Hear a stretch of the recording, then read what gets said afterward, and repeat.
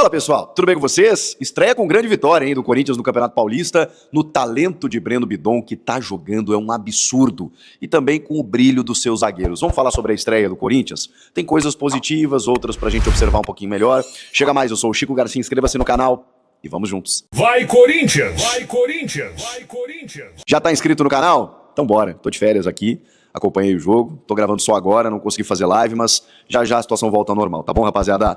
Vamos lá, deixa o like aí também, pra gente poder falar do Corinthians, 3-0 sobre a Ponte Preta, com todo o contexto e a ressalva que a partida exige, né? A gente tá falando de um primeiro jogo, de uma Ponte Preta campeã da Série C, ou seja, indo para a Série B do futebol brasileiro, com muitos desfalques. A gente falou aqui na véspera, no pré-jogo, um time que perdeu muitos jogadores porque acabaram não recebendo, a Ponte tem alguns transfer bans aí ativos também e não conseguiu contratar, registrar jogadores, pegou um banco de reservas praticamente de garotos, né, vindos lá da Copinha para poder ajudar a Ponte a ter elenco para poder fazer essa estreia. Então, é claro que a Ponte Preta seria uma adversária, digamos assim, batível, né, para o Corinthians.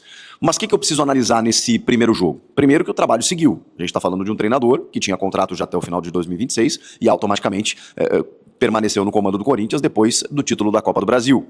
A gente está falando de um elenco que foi mantido, por enquanto o Corinthians não fez grandes vendas e também não trouxe grandes reforços, mas tem coisa acontecendo. E a gente tem, obviamente, muitos desfalques por questões que a gente já falou por aqui, o Martínez, o Yuri Alberto, o Memphis, o Ranielli, jogadores que estavam fora, o Maicon foi embora, e a gente precisava entender de que maneira o Corinthians começava, esse Corinthians que terminou a temporada tem 3 semanas, ganhando um título, ganhando do Vasco, em pleno Maracanã. Pois bem, cara, me agradou mais até do que eu imaginava. E o primeiro tempo, eu esperava, não sei vocês, mas eu esperava aquele jogo mais truncado, mais travado, o Corinthians, obviamente, tendo a bola, buscando as ações, a Ponte, né, assim, com muita dificuldade, né, gente, vamos falar a verdade. Então, eu precisava entender os movimentos do Corinthians no jogo. E o Corinthians foi dominante em termos de posse, finalizações, buscou mais o jogo, ficou rodando a bola, o Carrilho foi o cara mais pela direita, o Charles como o primeiro homem, aí você tem o André, que se desloca muito, né, joga no ataque, joga na defesa, com 2 atacantes espetados, né, o Guinegão e o Vitinho aberto um pouquinho mais pelo lado esquerdo, o Guinegão ataca a área pelo central, mas às vezes cai pelo lado direito, aí você tem os 2 laterais titulares, né, tanto o Mateuzinho quanto o Matheus Bidu, você tem os 2 zagueiros titulares, tanto o André Ramalho quanto o Gustavo Henrique, você tem o goleiro titular, que é o Hugo Souza,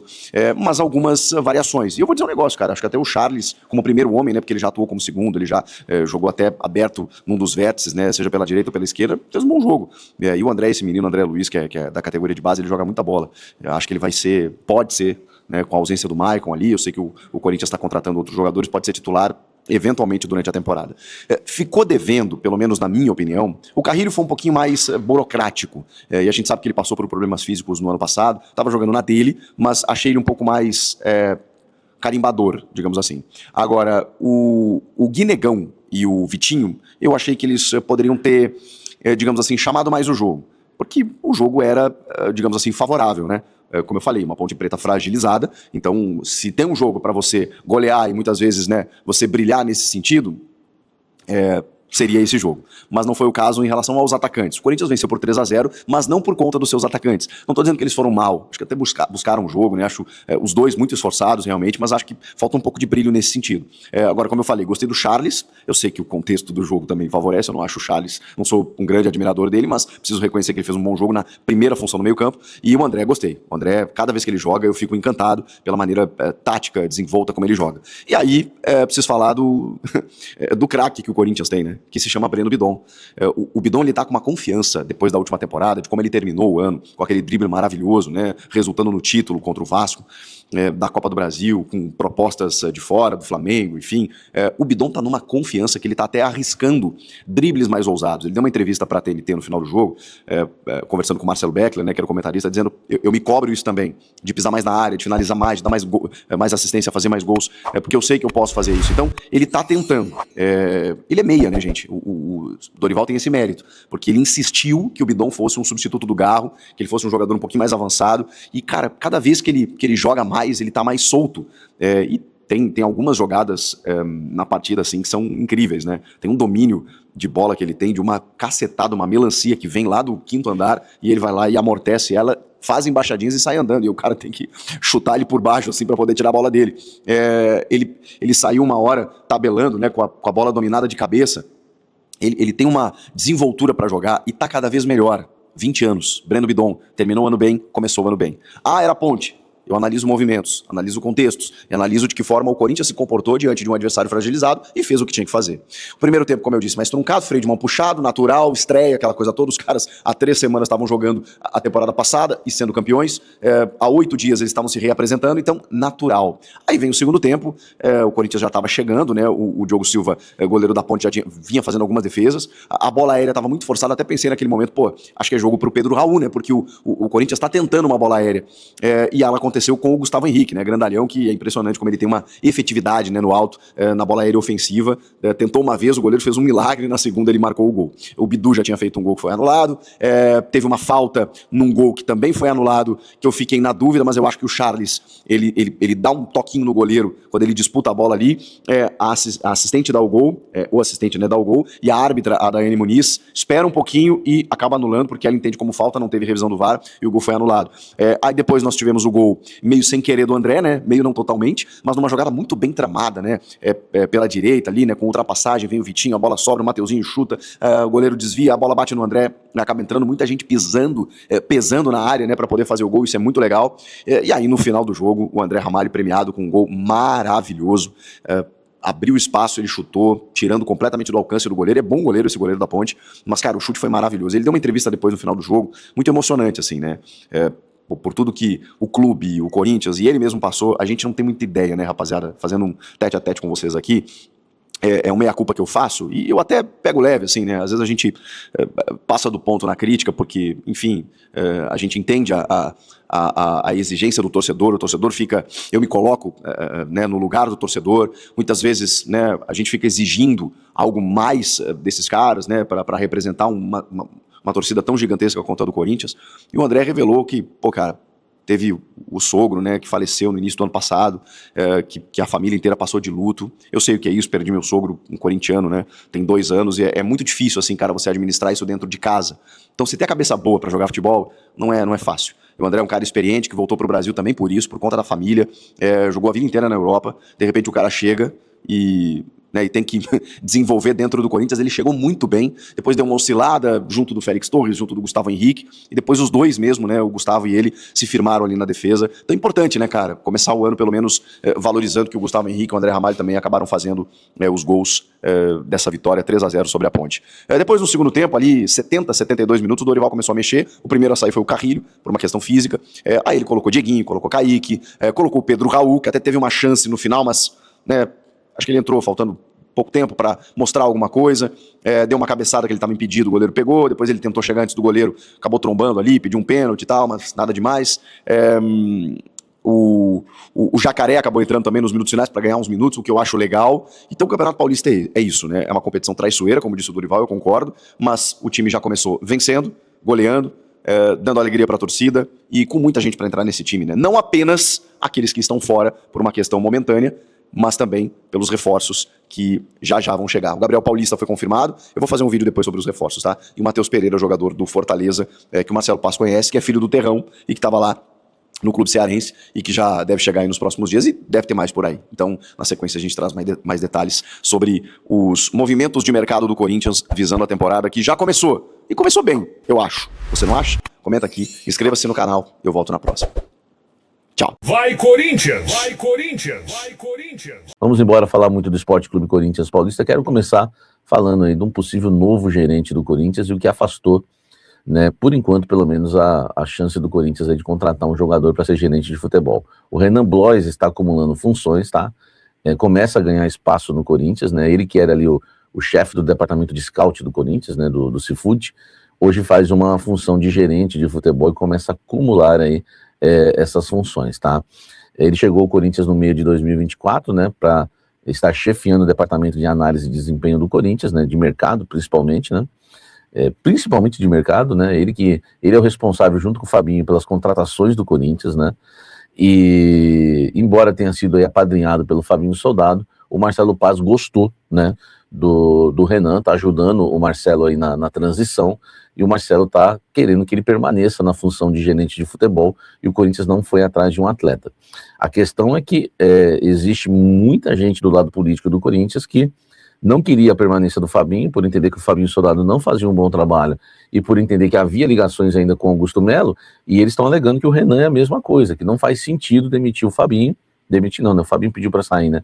Mas não faz sentido, né, ter feito a pressão no Fabinho para ele sair, ou algo desse tipo, e manter o Renan Bloise. Inclusive, né, as pessoas que estão em volta ali do Osmar, né, entendem que ele vai perder força política, né, nas eleições, se manter o Renan, já que é ali uma pessoa, né, que tem ali a sua imagem presa ao Augusto Melo, segundo eles, tá?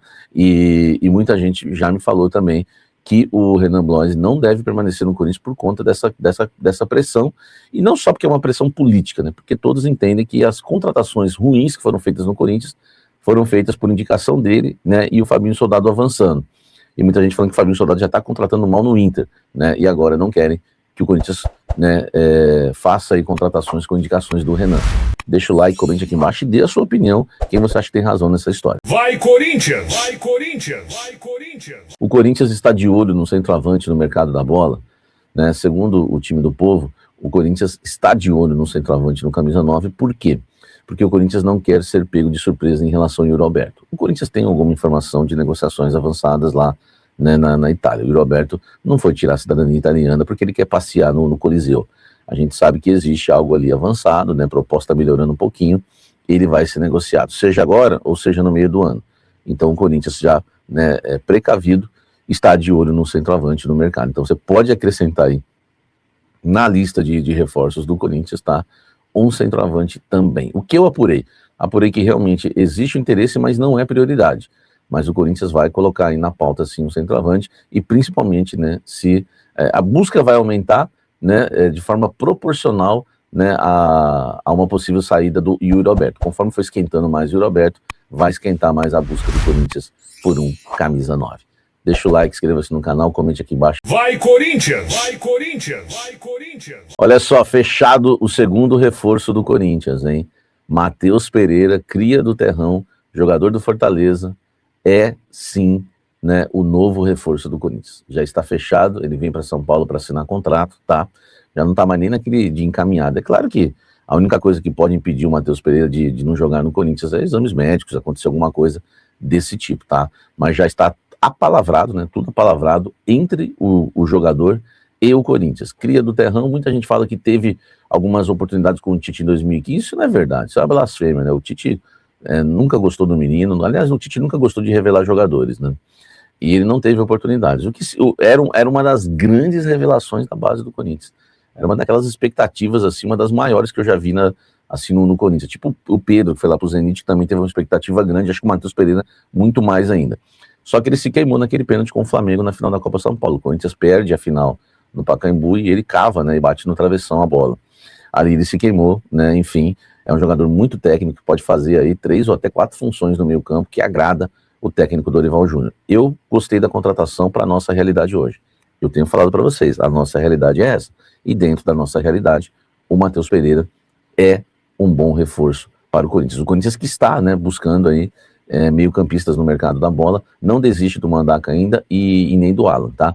Pode vir os 3? Pode sim, tá? Vai depender das negociações. Se o Flamengo endurecer, não. Se o Juventude endurecer, também não. Mas quem ali aceitar a proposta do Corinthians pode vir outro sim. Não quer dizer que o Matheus Pereira veio, o Corinthians vai desistir de outros jogadores. Até porque o Matheus Pereira pode fazer a função do Garro, inclusive.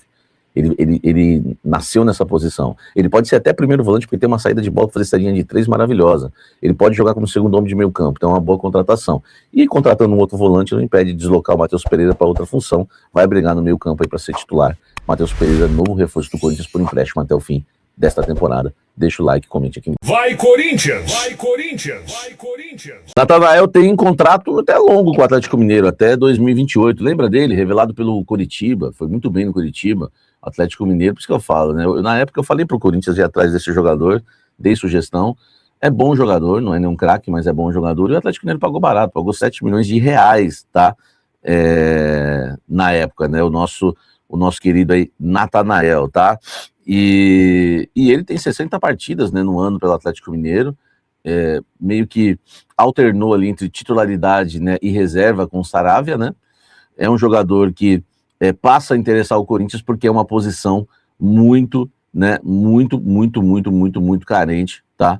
Muito carente no Corinthians hoje, que é a reserva do Mateuzinho. O Jacaré acaba não agradando e o Corinthians quer um lateral direito. Qual é a situação do Natanael? Que estágio está? O estágio que é um jogador que interessa e o Corinthians fez uma consulta para saber, né, as condições do jogador, se existe interesse do Atlético negociar, né, quanto seria, e o Corinthians, claro, né, quer o jogador por empréstimo. Se o Atlético aceitar emprestar o jogador, o Corinthians pode avançar, se não encerra por aí. E na consulta, né, eu não tenho mais detalhes, né, se o Atlético Mineiro disser que não pretende negociar o jogador, morre por aí. Então, essa é a temperatura da informação, tá? O Corinthians tem interesse no Natanael e faz uma consulta ao Atlético Mineiro. É o estágio totalmente inicial que a gente costuma dizer no jornalismo. Mas eu, quando fico sabendo de um nome, eu falo para vocês, né, e trago aí a informação para vocês, tá?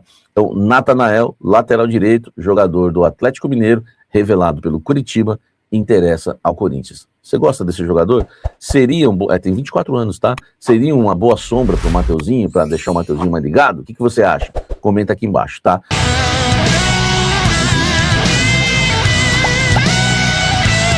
Vai Corinthians! Vai Corinthians! Vai Corinthians! Vai Corinthians!